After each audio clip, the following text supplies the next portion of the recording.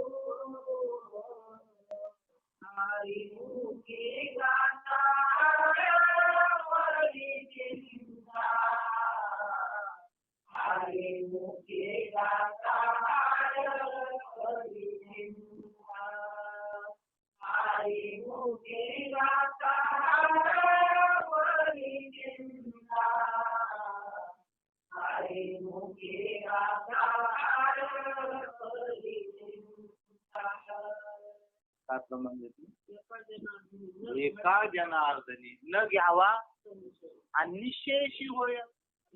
व्हायचंय का आहेच आहे, पण कळत का नाही? संशय. बरेच संशय कुणाला? जीवाला आहे का देवाला आहे? ते जीव मान्य करतोय का? बरं तो जीव जे हालतोय ते कुणामुळे हालतोय? जेव्हा मग वृक्षाचं पान राहिले आणता. आता मला सांगा, तो देवाशिवाय आपण बोलू शकत नाही, हलू शकत नाही, चालू शकत नाही. मग देव जर ह्यातला निघाला तो कोंबड खाईन का? पिढ्या वडीन का? दारू पिन का? पण देव ह्यातला निघाला तर कोंबडी खायचा नाही, पिढ्या वाढणार नाही, दारू प्यायचा नाही. देव निघाला आणि देव आहे तर देव कोंबड्या खातोय, दारू पितोय, मग काही करतोय, अजून काही करतोय, तरी त्या देवाला देव त्याच्याकडे बघतोय का? बघतोय. मग हे सुतक पातक चांगलं वाईट कुणाला आहे? आणि देहच जड आहे, देहच जड आहे. आणि ज्याच्यामुळे चालतंय हालतंय बघ ते तर निराम आहे. तेव्हा तुला काय करायचंय ते कोंबड खा, मटण खा, त्याला आहे काही टाळ चांडाळ काही. आणि आज तर त्यांनी बिडी तोंडात धरली की आपण त्याला जाळून टाकला. पण त्याच्याशी काही घेणं देणं म्हणजे तुमच्या केलेल्या कर्माशी त्याचा ह्या लाईट मध्ये तुम्ही ज्ञानेश्वरी वाचा, नाही तर एखाद्या चाकूनी कापा, लाईटीला त्याचं काही घेणं देणं तसा परमात्मा. आणि मग इकडं जे चाललेलं धर्म कर्म उपासना आणि ज्ञान, वेदामध्ये काय सांगितले? कर्म उपासना. जे कर्मकांडात अडकले त्या वेदामध्ये 80,000 श्रुती. किती? 80. आणि उपासना पर 16,000 श्रुती. किती? 16,000. आणि ज्ञान पर 4,000 आहेत. ज्ञान पर किती येतं? 4,000. आणि कर्मकांडात किती येतं? 80,000. आणि उपासना पर 16,000 आणि ज्ञान पर 4,000. आणि त्या ज्ञान पर जे कांड आहे वेदातलं त्याला उपनिषद असं नाव. त्याला काय नाव आहे? त्याला उपनिषद असं नाव आहे. आणि त्या उपनिषदाला निगम वाचा. बोलविला रेडा निगम वाच, त्याला निगम वाचा म्हणतात. आणि हे कर्मकांडे त्याला म्हणतात धर्म जिज्ञासा. धर्माच्या नावावर 80,000 श्रुती बोलतात. म्हणजे धर्मासाठी अख्खं जग चाललंय. 80,000 म्हणजे किती? धर्म धर्म धर्म धर्म, कीर्तन कीर्तन, सप्त सप्त. आमचे बाबा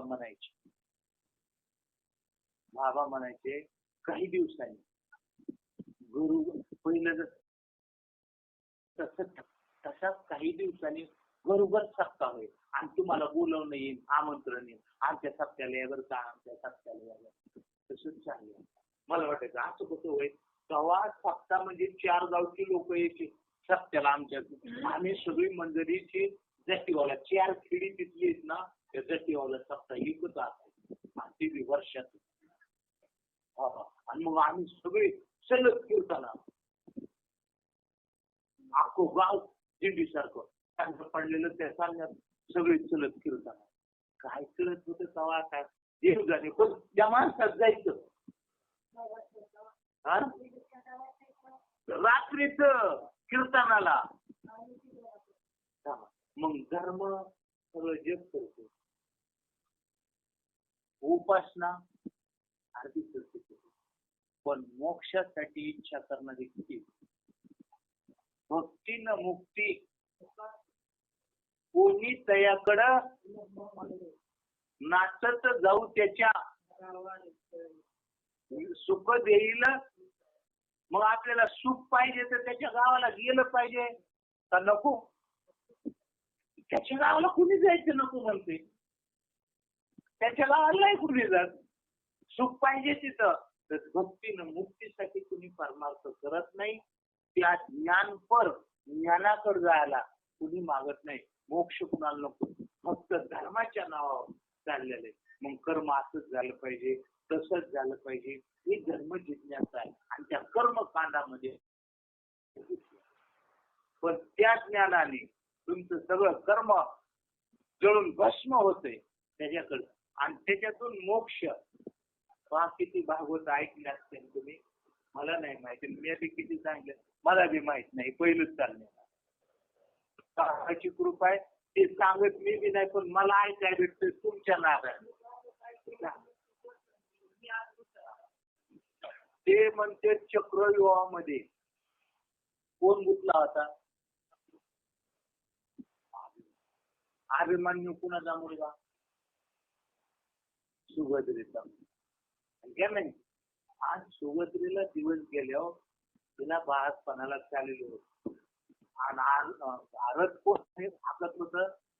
कृष्ण भगवान. आणि ते सांगता सांगता हे त्या सुभद्रेला लागली झोप लागली, तर त्याच्यातला तो गर्भबी म्हणजे अभिमन्यू बी झोप गेला. मग त्याला आगमाचं ज्ञान कळालं. आगमाचं आगम म्हणजे काय? तर धर्म जिज्ञासा. कसं परमार्थ करायचा, तिकडं माळ घालायची का नाचायचं, तेवढं फक्त आगमाचं ज्ञान कळालं. आणि तिथं झोपल्यामुळं निगमाचं म्हणजे त्याच्यातून बाहेर पडायचं मात्र ती झोपली, हा झोपला, आणि पुढे जाऊन घाट. मग आता आगम ज्ञान म्हणजे धर्म जिज्ञासा, निगम. आगम म्हणजे आत प्रवेश करणे, आणि निगम म्हणजे बाहेर प्रवेश करणे, मुक्त होणे. किती बाबाने सांगितलं चक्रव्यूह. आज एकाला माहित नाही चक्रव्यूह फक्त बसला म्हणते, त्याला बाहेर पडायचं माहीत. आज तू सांग ना, मग त्याला जायचं तू सांग. बाकी का प्रश्न करतो?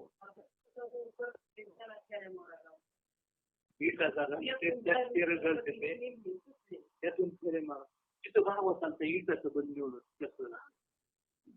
आणि त्या चक्र सगळी लाईन लागली त्याच्यात फिरायला, आणि म्हणजे निघलो काय येडा बाजार. दसक्रियाला कावळा शिवल्या कुणाला मुक्ती हो?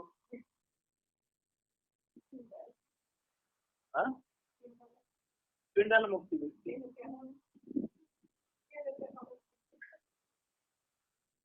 किती दसक्रिया केल्या मावशी? बरं तुम्हाला सांगतो, त्या पिंडा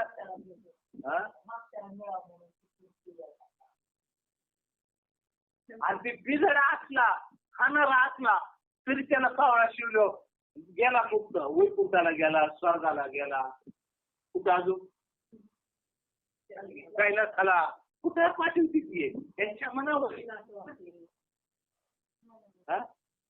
मग कावळा शिवल्यावर आणि तेवढी त्यात जर असं प्रवचन तिथं असलं ना, त्याला बाबा उरका उरका, त्याला उरकायला होते. आणि त्यांच्या त्या काय म्हणते त्याला वाटेत त्यांना श्रद्धांजली तास तास 2-2 तास भाषण त्याच्यावर. आणि हे बनून त्यांनी एकट्याने पहिल्यांदा सगळ्या वतीने वाहिले तर झालं ना का. 2 शब्द हे कळाले तर होईल ना काही तुमचा सुटवाडा. तिथं येऊन कावळा शिवल्यावर कुणाला मुक्ती एवढं जर कळालं तर ते दसक्रियेचं प्रवचन सक्सेस. पण एवढे प्रवचन करून अजून महाराज लोकांना माहित नाही कुणाला मुक्ती. आणि दसक्रिया करणाऱ्याला ऐकायला कळालेलं या पिंडाला जर कावळा शिवला तर मुक्ती. कुणाला मुक्ती? कावळ्याला, पिंडाला नाही. पिंड तो स्थूल देहाने मेलेला आहे. आज सूक्ष्म देह त्याचा कुठे गेला काय इथं भांगरी याला माहित नाही. फक्त स्थूल देहाचा मेला. पण अंतःकरणाची वासना राहिली तो कुठं भरकटतोय त्याचा नाही मिळत. त्याला त्या कावळ्याला त्या पिंडाला शिवल्यावर कुणाला मुक्ती भेटते? कारण का तर तो गंधर्व होता. तो कावळा. नीट रामायण ऐका. रामायण बी तुम्ही ऐकलेली तर सगळं तुम्हाला माहिती आहे. हे आपलं उली ध्यानाचं बाबाने पाठवलेलं सांगत होतो मला, आहे का नाही. त्या गंधर्व कावळ्याचं रूप घेऊन आलता आणि सीतामाईवर त्यांनी झडप घातली म्हणून त्याला शाप दिला. कुणी? प्रभू रामचंद्र. आणि शाप दिल्यावर त्याला दर्भ सोडला. तो त्रिभुवनात फिरायला लागला. कोण? तो गंधर्व. पण कुणी त्याला जवळ या म्हणेना. संतांच्या हातातून जो सुटला ना त्याला ह्या जगात कुणी जवळ करणार नाही. संतांच्या हातातून जर सुटला तो तर जगात कुणी त्याला जवळ करणार नाही. किती फिरा कुठं आणि सगळ्या त्रिभुवनात फिरला पण त्याला अलीकडे ये कुणी म्हणे ना. आणि मग तो परत प्रभू रामचंद्राचा आला तर त्याचे दोन्ही डोळे फोडले गर्भाला. आला तर ठीक आहे म्हणजे संत उदार असतात. हा त्यांनी आलाय ना पुन्हा ठीक आहे. तर त्याला शाप दिला म्हणजे एकच बुबळ दोन्ही डोळ्यात फिरतं राहील. आणि मग म्हणले माझं काय तर तू म्हणला आता जी प्रेत मरतील आणि त्यांच्या मृत्यूच्या दिवशी तू जर त्या पिंडाला शिवला तर तुला त्याच्यातून शाप मुक्ती.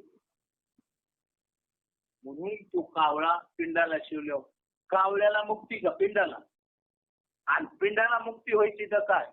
कलियुगी उद्धार मुखी नाम. बाकीचे नाटक करून नाही, बाकीचे क्रिया करून नाही, नाम घेतलं, ज्ञान घेतलं, संताला शरण केला तर आणि तरच मुक्ती. कुठं तिथं पावळा शिवला दुनिया केली आणि हे येड्या लोकांनी तिथं जळायला गेल्यावर नाव उठले मुक्ती धाम, कैवल्य धाम आणि तिथं जाळला गेला कुठं. असं येड्यांचं चाललंय, पाखंड्याचं चाललेलं आणि त्या पाखंड लोकांची बसते. कळत नाही मुक्त कसा झाला, मुक्त कशाने होणार आहे. मुक्त व्हायचंय तर फक्त त्यात धर्म जिज्ञासा करून आत घुसलाय पण बाहेर यायचं त्याला कळत नाही. बाहेर यायचं मोक्ष त्याला पाहिजे आणि ज्यांनी मोक्ष केला तो चक्रव्यूहातून बाहेर आला. पण अडकला होता कोण? अडकला होता कोण चक्रव्यूहात? ज्याला अभिमान झालाय ना देहाचा टाकाय ना तोच गुतलाय. आणि जो अहंकार गेला आणि तुका म्हणे सुटला ना तो चक्रव्यूहातून. फक्त अहंकार. श्री संतांची या माता चरणावरी साष्टांग हे करी त्याच्यावर बास तो सुटला. किती सोपं आहे. झाला चक्रव्यूहातून सुटला.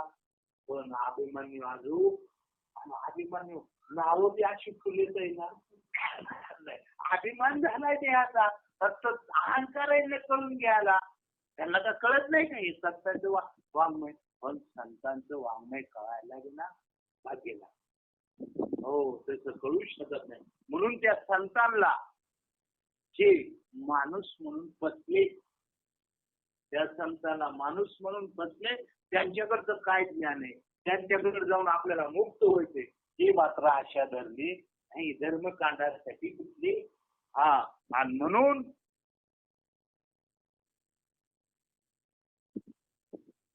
लोक फसतात आणि नास्तिकपणामुळे जे कोणी संत असत नाही असेच म्हणतात. ते तर ते अभिमानाने ताटले आणि आता एखादा विचार आपण जो मांडत असतो ना बर का, आपण जो मांडत असतो तो आपल्या माणसाला नसतो. किती केलं आता आपलं पारायण चाललंय आहे का, आपलं बी कथा चालली तर मग अशा कथा किती ऐकल्या तरी तुमच्या व्यथा जाणार नाहीत ना. आपल्यासाठी का ते ऐकून घेतल्याशिवाय जाणार नाही, अनुग्रहित झाल्याशिवाय ते कळून घेतल्याशिवाय जाणार नाही. मग आता ते आपल्या समजा ही आपली कथा चालली आणि आपल्याच महाराजांचं अनुग्रहित महाराजांचं अशीच कथा चालली. पुढच्या वेळेस म्हणेल अशा किती कथा ऐकल्या, मग आपण तिथं ऐकायला गेलो आपल्याला म्हणतात का नाही त्या आता आपण एखादा विषय ह्यात काढला तर आपण आपल्या माणसाला बोलतो हे साधन आहे. ते साधन तर एकाला माहिती, साधन नाम एकाला बी माहित नाही. आणि मुक्तताई नामदेव निवृत्तीनाथ पाया पडले, ज्ञानेश्वर महाराज पाया पडले, सुपंत काम पाया पडले, आणि मी बघतच राहिले. मुक्तताई सगळ्यात बारीक. मग आता ती बारीक ती पडली तरी हा काहीच वाकला नाही, काय नाही. ती मुक्तताई म्हणजे मी नाही यांनी गोरेच्या पाया पडले. म्हणजे तो खाली वाकला त्याच्या नाही, त्याच्यातला भाव तिला कळाला. आणि ती म्हणली ही गिराईक मग पांडुरंगाने माझ्यासाठीच पाठवलं करायसाठी. मग ती त्या निगुऱ्याच्या मी नाही पाया पडणार म्हणलं. निवृत्त दादा म्हणजे आलं आपले आईबाप गेले, आपल्याला कोणी साधन भेटलं सध्या नाही, कसं आहे तुमचं काही विचारलं नाही. आणि ते पंढरपूर आपल्याला भेटायला आले ते आपले कसं आहे ते तू लगेच त्यांना असं बोलत असं बोलणं बरं नाही. ते म्हणले तुम्ही लोटांना घालेत बस, मी नाही घालणार. का तर त्या देवाने ह्याच्याकडनं माझ्याकडून ह्याच्यासाठीच पाठवले. आता मला असं करून जमणार? हा तुमच्याकडे सो महाराज येईल ना तर बाबा तुमचंच आहे बरं मानण्यासाठी आता नाही. तुला इतके दिवस केलं काय सांग. तुला जर हे माहित नाही आणि आमचं तर कुठं कीर्तन अजून झालं नाही, प्रवचन झालं नाही आणि आम्हाला ते गुण लांब माहीत झाले आणि तू म्हणतो नाही ते कसं काय?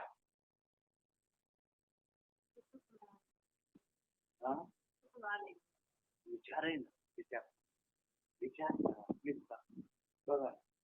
म्हणजे कळत का नाही फक्त काम करा, विचार करा. ज्यावेळेस सृष्टी निर्माण नव्हती, ही सृष्टी नव्हती तेव्हा बी नाम होत. आणि सृष्टी निर्माण करायच्या अगोदर काहीच नव्हते. आणि ती सृष्टी निर्माण करण्यासाठी ब्रह्मदेव विष्णूच्या नाभी कमळातून प्रगट झाला.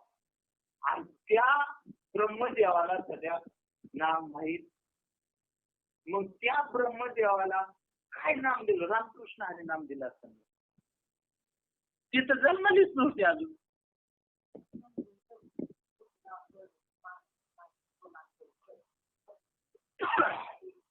हा तप करायचं ठीक आहे ना, तप करायचं सांगा तप, पण तप करायला साधन नको का? तप करायचे पण तप करायला साधन नको का? तप करा ठीक आहे पण साधनाशिवाय होईल का? मगाशी म्हणलं हातोडी ती आहे, अग्नी बी आहे आणि माणूस बी आहे करणारा. तर तप करायचंय तर साधनाशिवाय तप करेल का? मग साधन नको. मी म्हणतो तुम्हाला सांगता, शिड पाकं ताज जसं जसं असून तसं, पण ती खायला ताट नको का? पत्रवाळी नको पाहिजे. मग पत्रवाळी म्हणजे काय? साधन आहे साधन.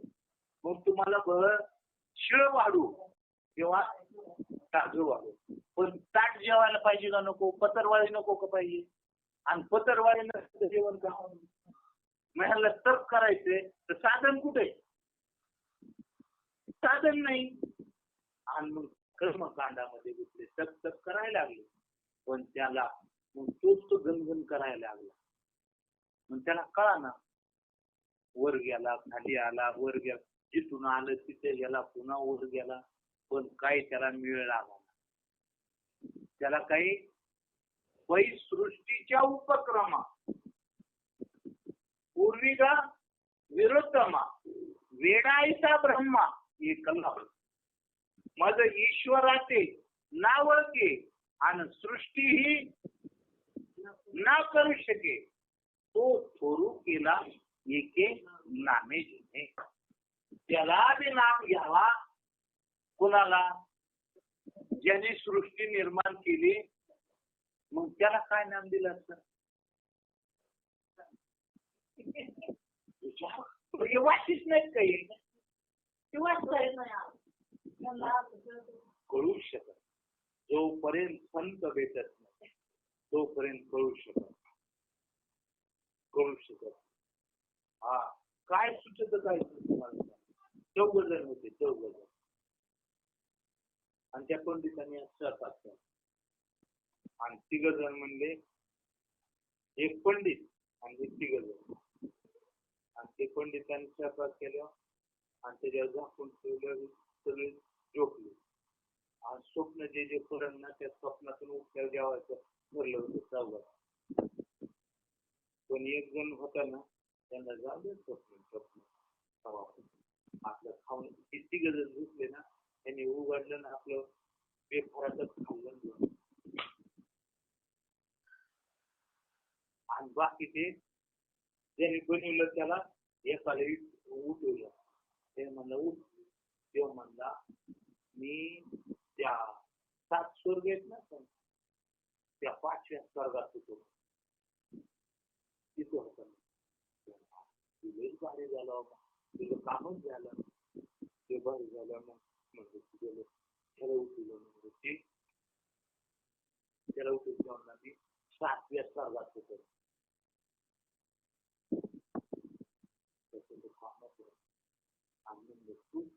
म्हणला माझी सांगण्यासारखंच नाही. काय म्हणला? म्हणला विष्णू भगवंतांनी माझे डोकं पांडव घेतलं आणि लक्ष्मी माता माझी काळजी घेतली. त्यांनी काय होत जीव जपला होता तो गुरु होतो, तो मुक्त झालेला आहे. हे नित्य स्वप्नातून मरत येते. सांगावं काय आता हे खरं आहे का खोटे? हे जेवढं सप्त स्वर्गात गेले, पंच स्वर्गात गेले, विष्णू पाय जपला आणि विष्णू लक्ष्मी आहेत तरी का?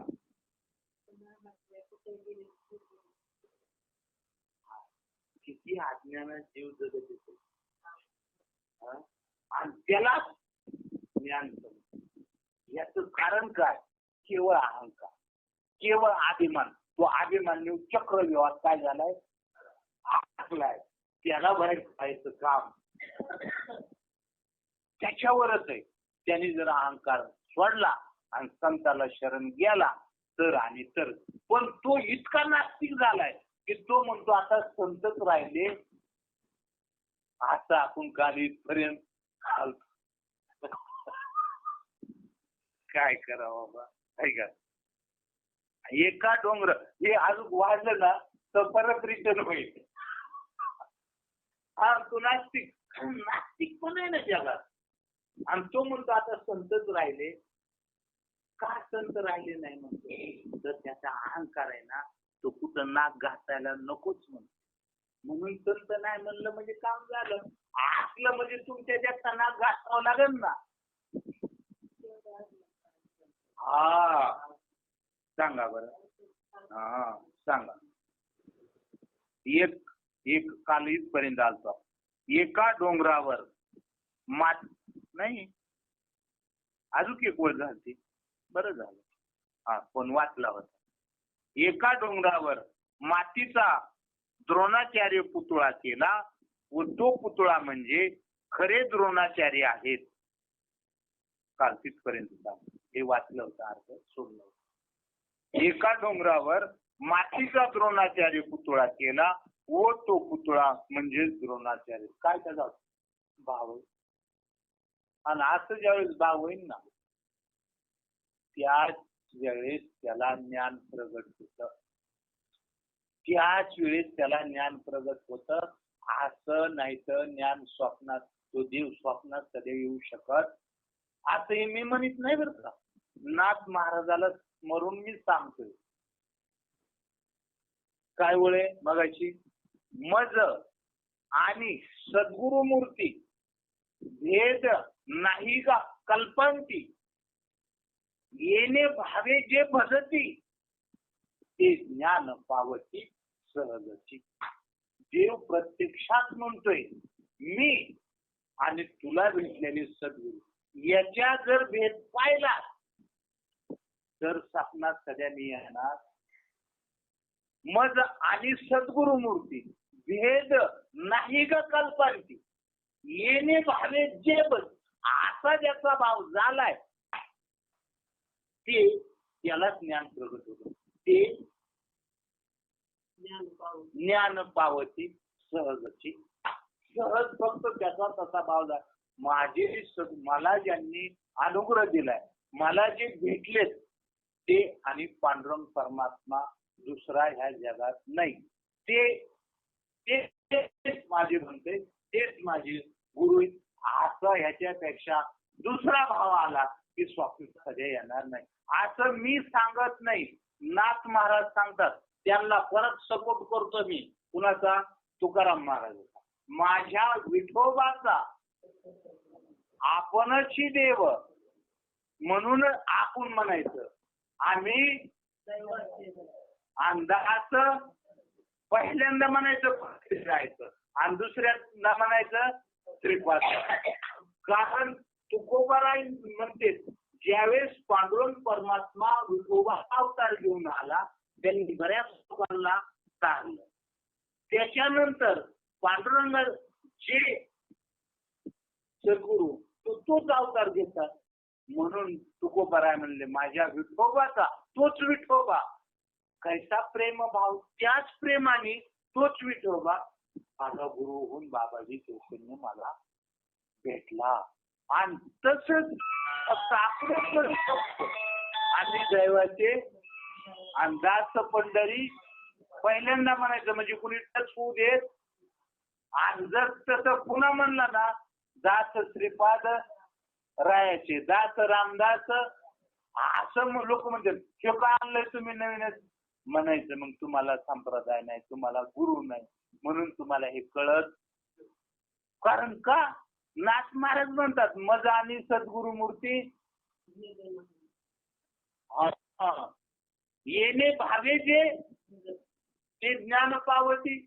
पांडुरंग परमात्मा आणि मला ज्यांच्याकडून भेटले त्यांच्यात तीळ मात्र फरक. या भावाने जे भक्ते त्यांना ज्ञान होतं असंही सांगत आहे. तुकाराम महाराज म्हणतात आणि तुम्ही म्हणता हे कुठून आणलं हेच बरोबर आहे. तुम्ही नीट लाईन वर या तेव्हा कळ. याला संप्रदाय म्हणतात.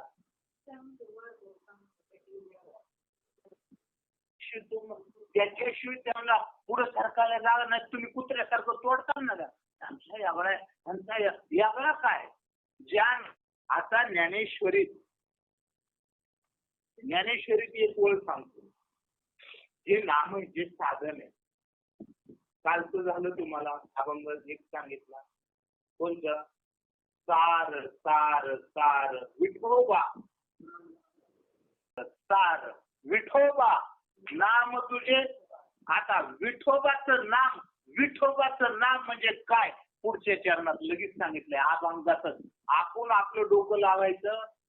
आधी मध्ये आणि अंती निज बीज ओंकार. ध्रुव प्रल्हाद आंब ऋषी यांनी मानिला निर्धार. याला नाम विठोबाचं म्हणतात. ज्या नामात सुरुवातीला ओम आहे मध्ये बी ओम आहे आणि शेवटी बी ओम आहे त्याला विठोबाचं नाम म्हणतात. सार सार विठोबा नाम तुझे. मग रामकृष्ण हरी कुठे हो? ओम नम शिवाय पहिल्या सुरुवातीला ओम आहे. शिवाय विसर्गामध्ये आहे पण मध्ये नाही. ओम नमो भगवते वासुदेवाय याच्यात फक्त सुरुवातीला आहे मध्ये नाही शेवटी नाही. आणि इथं काय सांगते प्रमाण मध्ये आधी मध्य अंती निज बीज ओंकार. कुणी कुणी निर्धार मांडला? ध्रुव प्रल्हाद आंब ऋषी यांनी मानिला आणि तुम्ही बी याचा निर्धार मानला म्हणून तुमचे काय उपकार सांगू असे बाबा म्हणायचे. तेव्हा आज मला कळलं तरी भानगडची कमन म्हणायची. म्हणजे ध्रुव प्रल्हाद आंब ऋषी एवढी तुमची क्वालिटी आहे म्हणून तुमचे लय उपकार आहेत. तुम्ही ते नाम कळून घेतलं तुमचे लय उपकार आहेत म्हणायचे बाबा. आणि आपण आज ते कळून घेऊ. आज कळालं का कमन म्हणायचं.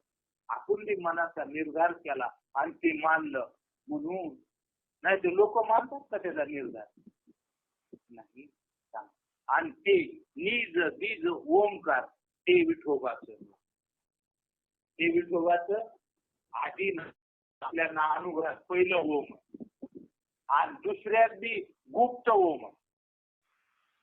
दुसऱ्या शब्दात बी गुप्त ओम आहे. उच्चारताना तर शेवटी तेच उच्चार होतोय. सुरुवातीला ओम ओपन आहे आणि दुसऱ्या शब्दात ओम शेवटी हाच उच्चार होतोय. आहे का नाही. आणि ही असली भाषा आहे ना एकेची मिळते. आता इथे घेतलं म्हणून कळण कुणाला हे ज्ञानोबारायांनी आधीच सांगितले. ओपन सांगितले. जे निगमाचळ शिखरी उपनिषद अर्थ नगरी ब्रह्माच्या एका हरी हे तयाचीच कळेल. जा कुठं न्यायची केस तिथं जा. एकाला कळणार नाही म्हणजे हे कुणाला कळत. मगाशी सांगितलं उपनिषद कशाला म्हणतात आणि निगमाचळ शिखरी निगम कशाला म्हणतात. कांडात 4000 श्रुतीचा त्या श्रुतीला उपनिषद म्हणतात आणि त्याला निगम म्हणतात त्या ज्ञानाला.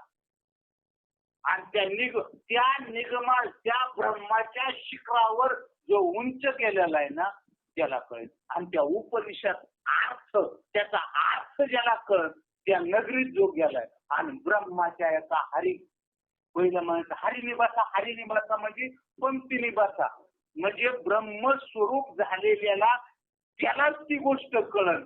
बाकी त्याला कळणार नाही. ज्यांनी अनुग्रह घेतलाय जे ब्रह्मस्वरूप झाले त्यांना हे नाम मी किती ओपन सांगू द्या कळण. अन्यथा नाही कळणार. काय मी सांगितले कुणाला कळण. आणि जास्त सद्गुरूचा रोजची झाली बाकीच्या. आणि हे नाम आपलं आणि शेवटच्या शब्दात बी शेवटी विसर्गामध्ये ओम.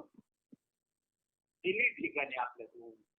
आणि 3 शब्द सोडून आधी मधी अंती बीज निज बीज ओंकार 3 शब्द हेच नाम आहे. आधी मधी अंती निज बीज ओंकार एवढ्याच खरं नाम आहे. 4 5 6 7 हे भेसळ झालेली जा ते बी नाम नाही. एक गाऊ आम्ही विठोबाचे नाम. एक गाऊ आम्ही विठोबाचे नाम. एक गाऊ आम्ही विठोबाचे नाम. एक गाऊ आम्ही विठोबाचे नाम. आणि कावळे कामारी आले. आणि कावळे कामारी येते. आणि कावळे कामारी येते. मोडोनी आवाटा तुझ्या माधुता. मोडोनी आवाटा तुझ्या माधुता. मोडोनी आवाटा तुझ्या माधुता. मोडोनी आवाटा तुझ्या माधुता. कृतयोगी योग याग विधान. कृतयुगात योग करायचे याग करायचे. त्रेतायुगात यज्ञ करायचे दान करायचे. आणि त्रेतायुगात असे प्रत्येक युगामध्ये काय केलेले वेगळी वेगळी साधन. पण कलियुगात कलियुग उद्धार बाकीचं सगळं पुढून टाकलं काढून टाकलं. आणि म्हणून एक गाव आम्ही विठोबाचे नाम म्हणजे विठ्ठल विठ्ठल नाही. आता सांगितलं ते सार सार सार विठोबा त्याला विठोबाचं नाम मानतात. याशी भेटले पाहिजे तो आपल्याला भेटते पण आपलं ऐकायचं.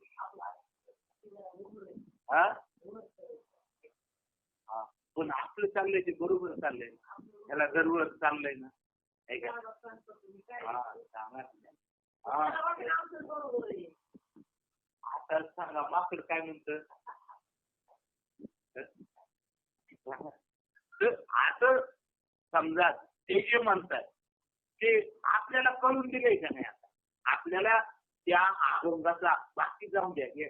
आता तू सारं विठोबा नाम तुझे साथ म्हणून या शिव पाणी जपत आहे वारंवार.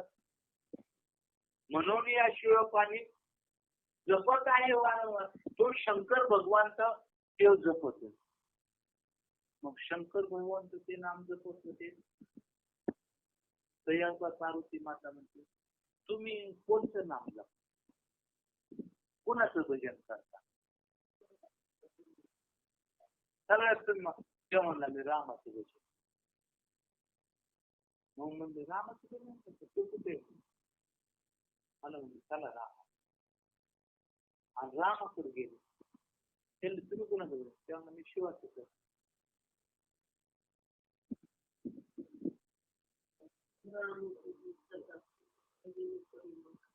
ते म्हणजे मला काय येण्यात काढता का काय तुम्ही. काय चाललंय काय तुमच्या दोघांचं. तर ते म्हणजे आम्ही जे श्वास येतो का नाही त्या श्वासामध्ये जो राम त्याचं भजन. त्याचं काय करतोय आम्ही. तो राम आहे. आणि तो नुसता राम नाही तर तो महाविष्णू आहे. त्याचा आम्ही काय करतो सांगा. आता शिव कोण, राम कोण आणि विष्णू कोण. विष्णू एखाद्या माणसाचं नाव असू शकतं ना. शंकर बी असू शकतं पण आदिनाथ नाही असू शकत.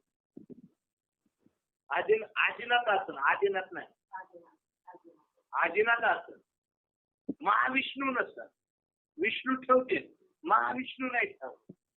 महाविष्णू हे त्या तत्वाचं नाव आहे. ते चैतन्याला म्हटलं. आदिनाथ ते चैतन्याला म्हटलं. राम हे चैतन्याला सावल्या.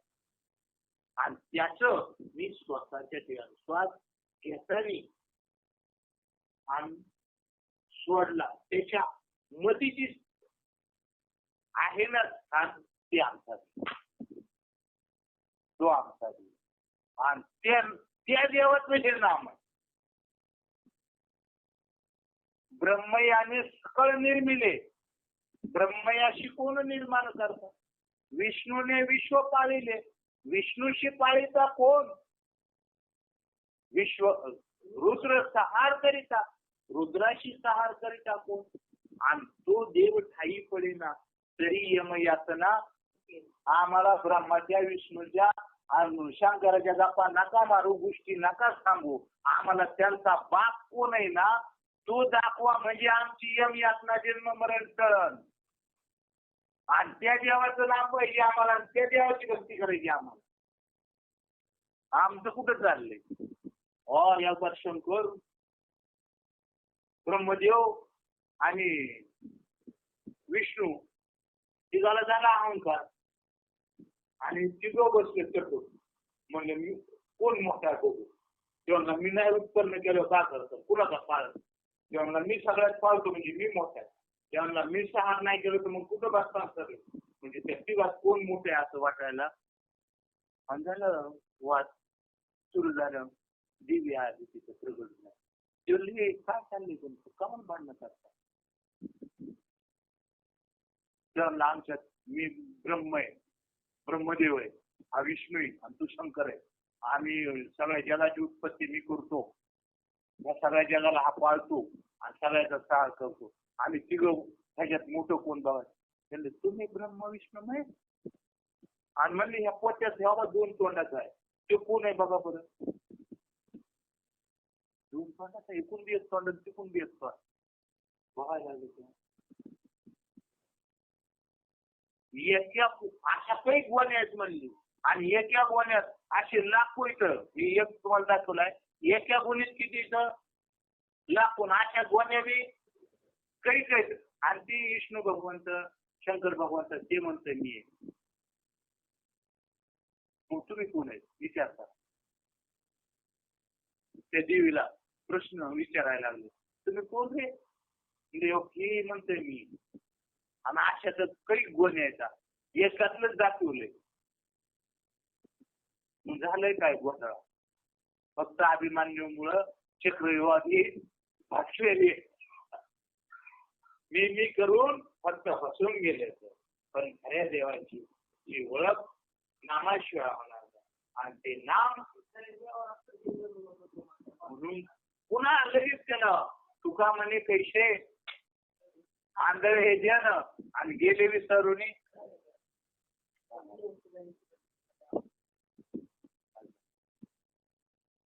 देवाला सगळ्या हे गाणे पिक्चर देवाला सगळे विसरून गेले. जे भजन करते ते देवाला, तर माणसाची काय गत आहे? हे गाणे पिक्चर लय जुनं गाणं. देवाला सगळे विसरले म्हणले. ते माणसाचं काय घेऊन बसला. आता त्या गंजीच्या कडेला बसले आणि ते गाणं गाते.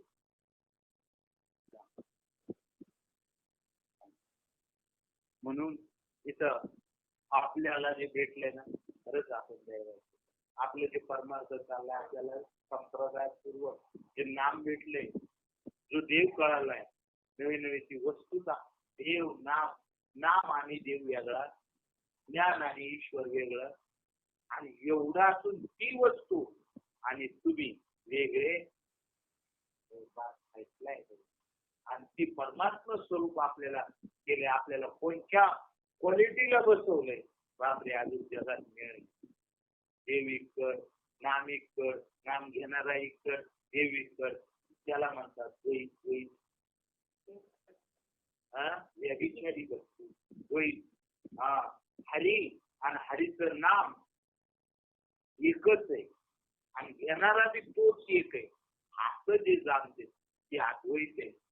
आणि देव आणि देवाचं नाम वेगळं आहे असं जे मानतात त्याला द्वैत म्हणतात. मला सांगा, अग्नी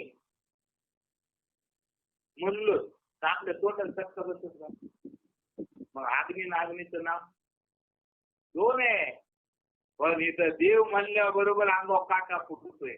लगेच ती गोष्ट कळते आणि आपण ते होऊन गेलो.